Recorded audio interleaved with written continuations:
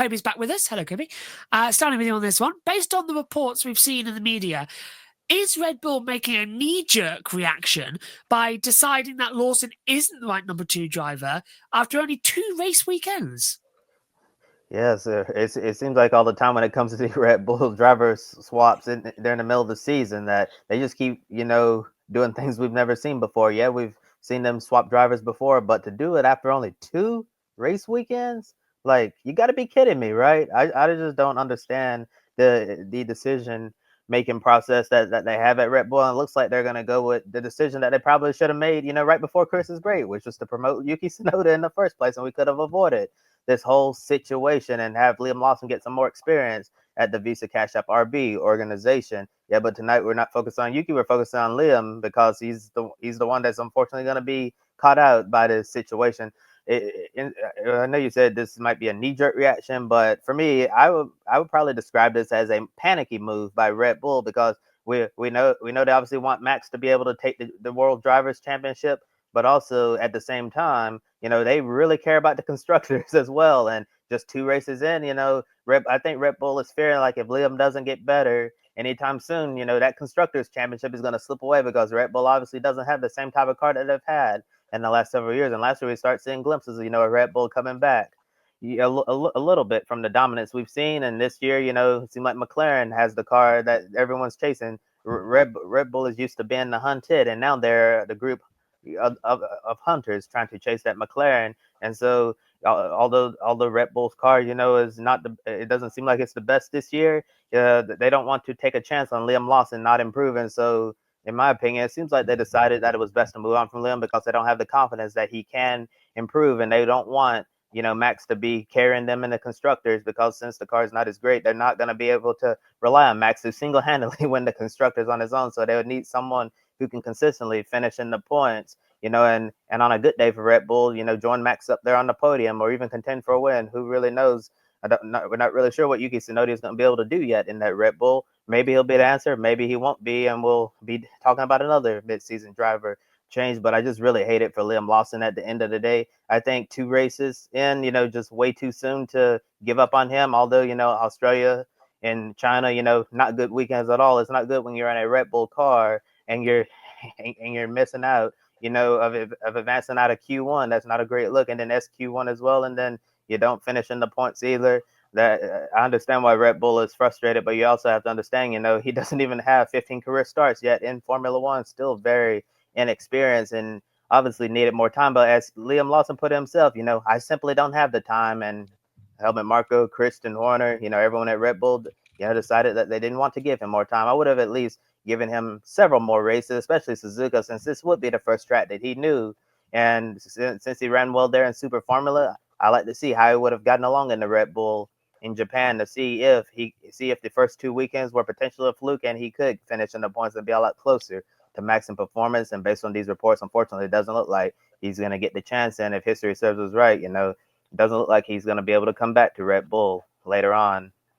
Even if he does, well with the return to Visa Cash App RB. I just think that this was a move Red Bull made because they were panicked and worried that the constructors could get out of hand early and Max wouldn't be able to save them like he's done, in the past. Yeah, I mean, it's a horrible situation for Liam. He was the first guest of the season, I want to say, from memory, a couple of weeks ago on the F1 Beyond the Grid podcast with Tom Clarkson. And they did a whole segment on the podcast of, what tracks has he not been to? Of course, most of his running in F1 so far has been in the second half of the season when he stepped in for Danny Rick after he was injured and whatnot over the last couple of years. So he was always going to be up against it in terms of track knowledge. Australia and Shanghai, as we've mentioned. Miami would be coming up, but he hasn't been there before. Canada's in the first half of the year, and there's a couple of others in there as well where he hasn't been in F2 or testing or whatever. But you can't put all of that on this being a bad choice or whatever. For me, and we talked about this in a very different context at the start of last year, Red Bull upper management in turmoil, hashtag, with the whole Christian Horner thing last year. Now we've got the driver choice. Someone above the driver pool someone needs to be taking, control of this situation and putting their hands up and going, "Oh, sorry, I've made a mistake." In making someone must have made the call. It wasn't Christian. It would have been a collective of, Christian alone or Helmut alone. It would have been a collective of all the shareholders and all the bigwigs or whatever. And it just, again, smacks of, they've got one superstar driver. There isn't another superstar driver. Not that there was one on the market. Obviously, there was some talk about Lewis before he signed the Ferrari deal, so he was off the table. McLaren have got their guys locked away. We talked about Oscar Piastri's contract extension last week or week before. They want to find this second massive superstar, like we had perhaps in the Vettel Webber days, back in the early days of Red Bull, or the middle days of Red Bull as such.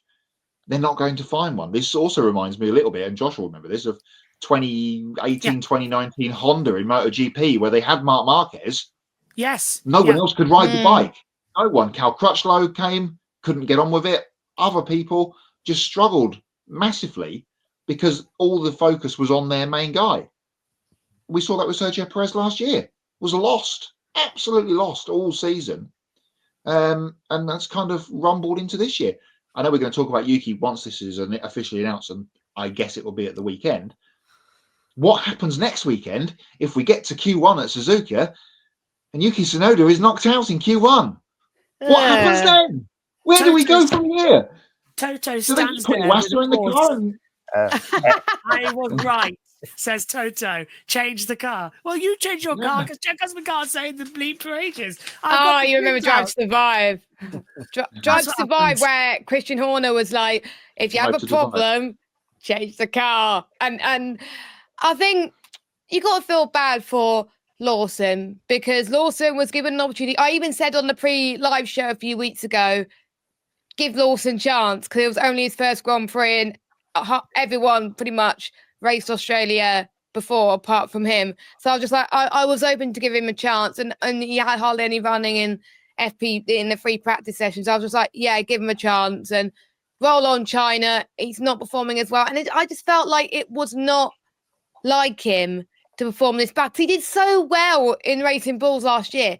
He was fantastic. And you got to admit this season, the Racing Bulls are performing better than the Red Bulls. And I'm starting to think I've got an interesting thing to talk about on mid-season driver swaps, all for Red Bull. And it took us back all the way to 2006, where they were making mid-season driver swaps.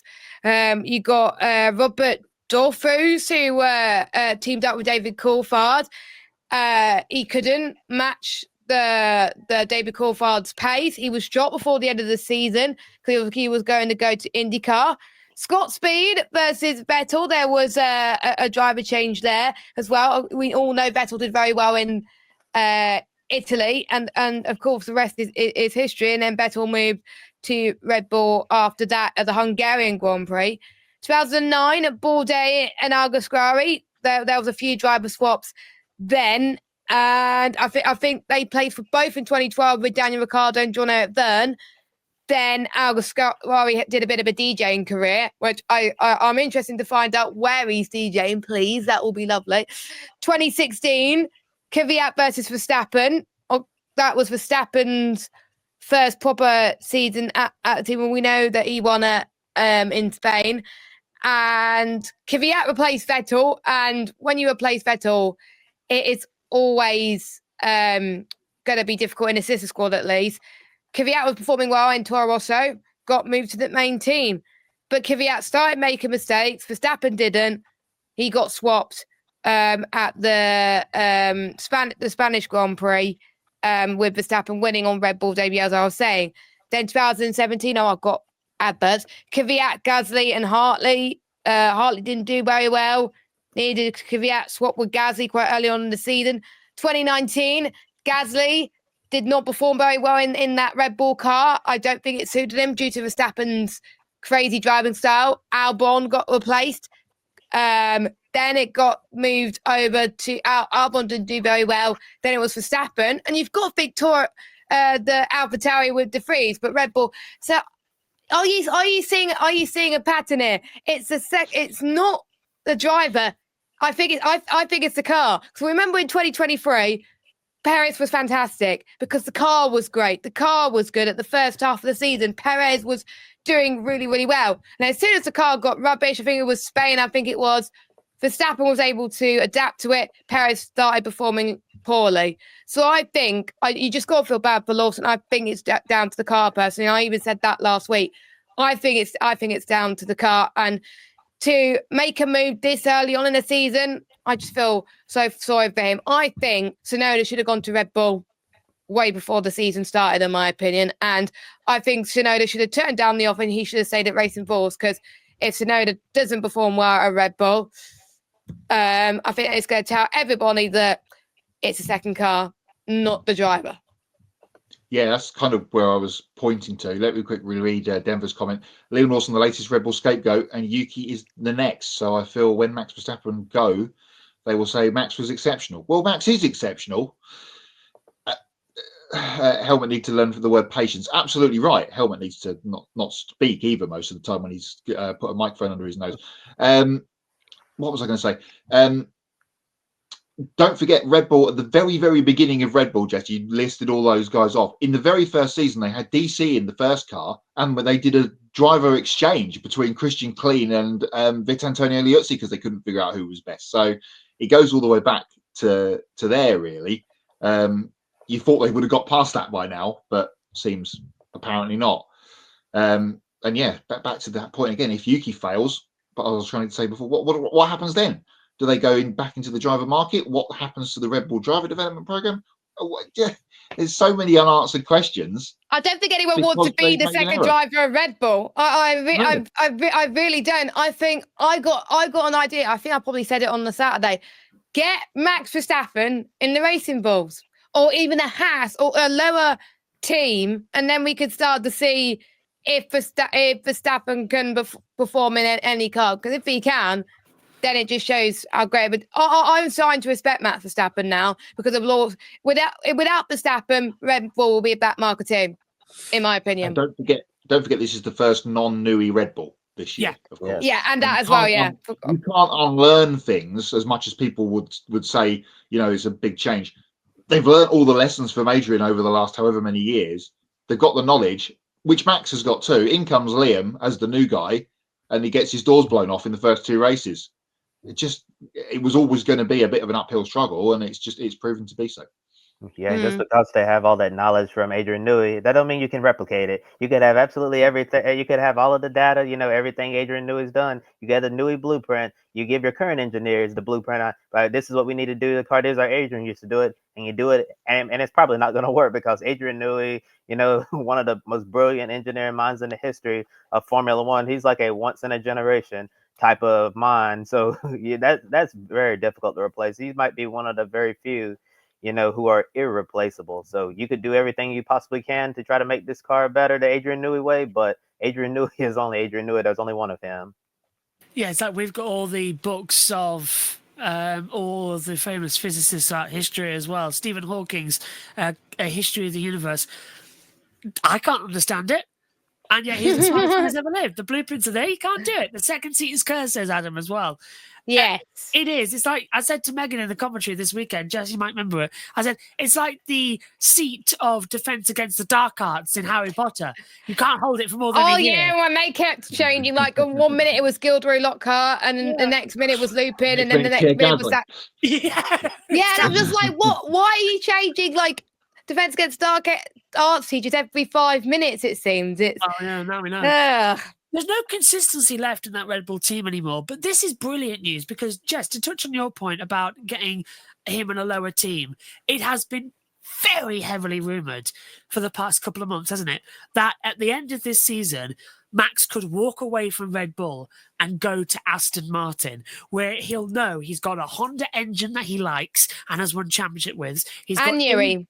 Yeah, Adrian Newey. He's got Adrian Newey designing a car for him, and he's either going to be partnered up with Fernando Alonso, who is a double world champion, who they both have so much mutual respect for, or he's going to be partnered up with Yuki Tsunoda, who is also linked with that Aston Martin seat because Honda want him in the car, and he's going to be a top Adrian Newey design car. So we could literally just see that it's literally going to be Red Bull's team now with Max and Yuki that both could leave at the end of the season and go to Aston Martin, and Red Bull are left with absolute egg on their face because they're rushed with Lawson and Hadjar, who they demoted Lawson, and Hadjar's in his first season. They can't develop a car around them. They can't be returning. Well, this could literally be the end of Red Bull as a top-tier team if they don't get the next few weeks right. And that is scary. They've gone from being the most dominant team in Formula 1 history, winning 23 out of 24 races one year, or 22 out of 23. 23. So 22 out of 23 races, only losing once, having over 1,000 days of leading the Drivers' Championship with Verstappen, to now being an absolute laughing joke of the field. What has gone on? And don't forget, in China, Josh, Hadjar and Tsunoda out-qualified Lawson, both got into Q3. The only reason why Racing Bulls did not do well in the race was because they messed up the strategy. Yeah, and guess who's leading that team? He used to be in Ferrari, and Ferrari did rubbish that day. No Enriquez. Yeah, Jeff's burned one of my knots for later, but never mind. Yeah. It's fine. Yeah, I've been very vocal on Mikas as well. But interesting enough to go back to it, before the Chinese Grand Prix, Lawson sat down for an interview with the Telegraph where he made some very fiery comments as well. Because when he was asked about taking that second Red Bull seat with limited F1 starts, despite Tsunoda having more experience, Lawson responded by saying that you can't feel sympathy in this sport, and mentioned the times he beat Tsunoda in the past when they were teammates in the junior categories. Lawson then, I think, added that Tsunoda already had his time and now it's my time. The link to this is in the video description below. So, Matt, but circling back to you on this one, should Lawson really regret making those comments now, given what's about to happen to him? And where do you think his F1's career is going to go from here? Well, insert video of Yuki pulling chair out from behind Liam, which has been going around for the last few days from the F1 dinner from a couple of years ago. I mean, it's all about self-promotion, I guess. He's got to big himself up. You know, it was a bit of a shootout towards the end of the season when we all knew that Perez was going to be gone by Silverstone, basically. It was a shootout, and Liam Lawson, I've won, thank you. Christian phoned me on the Monday after Abu Dhabi and he said, you've got the gig. But yeah, I guess these are going to be comments that come, if they get to a point like, during the season now, I don't know, somewhere in the middle of the season, like Red Bull Ring or Hungary or somewhere where, and the RB is going well, Lawson and Yuki get to a battle on track, where, as we just touched on, no one seems to be running the teams properly in terms of strategy land, either of them. That could get fiery between those two now, especially now, if Yuki gets on with the Red Bull and starts going well, he'll put a rocket up Yuki, not that he much needs one, especially going to Japan if he's in the big team next week, once that gets confirmed. It's going to be spicy between those two, and that's another problem that they've got to get their hands around, isn't it? So I get the point of the bigging up of yourself and self-promotion and all that kind of thing, especially if you're a Formula One driver. Look at George Russell last week. He said it was one of the greatest Grand Prix he ever drove. We didn't see him on television and he came third. So it's Fernando Alonso's a classic case of that over the last couple of years. So I get the point of it, but yeah, you're right. Could be a massive scrambled egg on face of Mr. L. Lawson.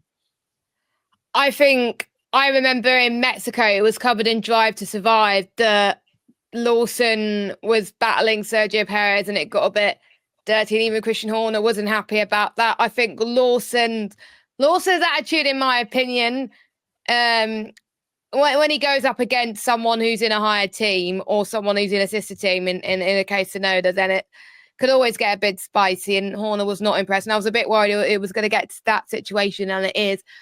I think seeing with the Red Bull test, I know the Red Bull test is nothing to be sniffed at, but Tsunoda was quite close in the Red Bull test in Abu Dhabi, but we saw that it's obviously William Lawson, so it's hard to tell. Lawson has got to be respectful. He's got to be given an opportunity. Right, you move down to Racing Bulls, you might have an opportunity to perform better than Red Bull, and if you do, you could be like, "Ha! Look at me, I'm Liam Lawson."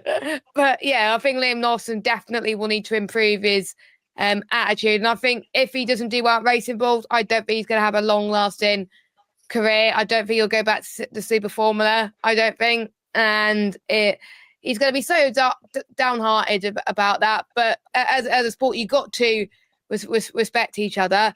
And just a few drivers that are ahead of Liam Lawson in the standings: Antonelli, Yuki Tsunoda, the one that is going to be replaced. Lance Stroll, I didn't think I'll be saying that in 2025. Ollie Behrman, Esteban Ocon. There's teams that do a lot worse than Red Bull that are expected to beat Red Bull, expected to beat them. Same with Williams as well, with Albon.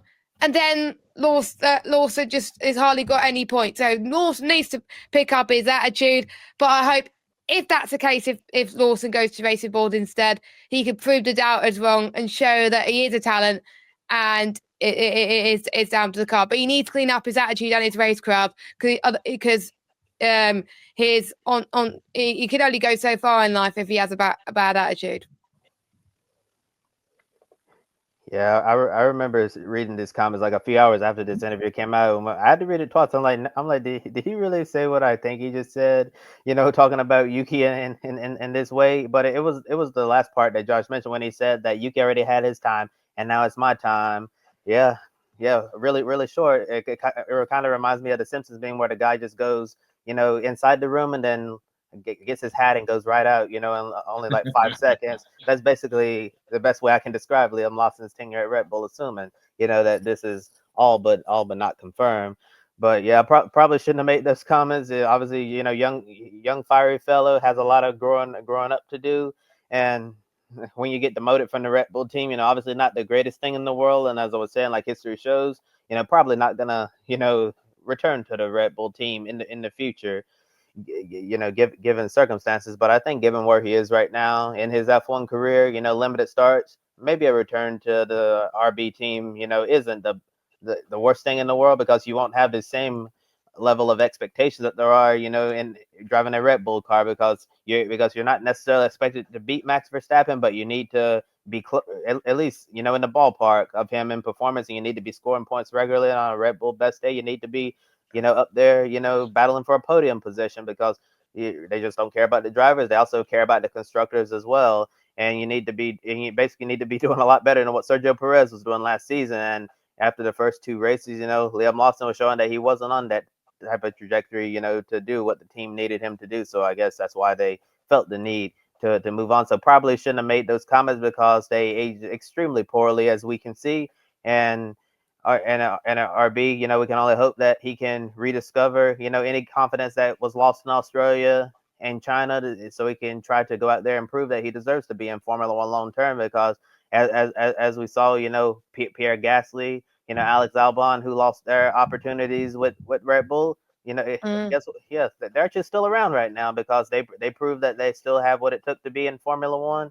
And they've been making a nice career for themselves, after the downside of Red Bull. So my best advice for Liam Lawson, keep your head up, continue to drive to the best of your ability, and try to do a great job for the RB team, and maybe we'll be able to see him stick around in Formula One for a while longer. But if he goes to RB, and completely flops, and we see that he's lost a ton of confidence. Like, you're right, Jess, he's probably not going to stick around in Formula One much longer, especially since Red Bull have a junior driver who's currently racing in Formula 2 that I believe his name is it Arvid Lindblad, if I have his name correct. Yeah, correct. Yeah, correct. Red Bull's very high on him, so he's probably going to be the next one up to go to a Formula One seat. So if Liam struggles, that one of those RB seats could be Arvid's next year. Absolutely. I thought you were going to say something, Matt, as well, so just waiting, just double checking. No, go on. Well, yeah, it's going to be a very interesting couple of days, isn't it? While Red Bull sort of try and get themselves under control and stop the media leaks that will keep cropping up as well. Christian Horner should be used to leaks by now. But once this story becomes official, we'll discuss it on next week's episode of Grid Tonight as well, and focusing more on what this opportunity could mean for Yuki Tsunoda. We're going to let Jess go now as well after hearing from us. Jess, you had fun tonight? Yeah, thank you for having me. It was a bit last minute, but yeah, I enjoy talking, and I'll let you get on with the NASCAR stuff, the E-Pride stuff, and the hots and knots. I know what your knot's going to be straight away, Josh. You might have to remind me in a text because I might have forgotten about it. If it's laptops, Will do.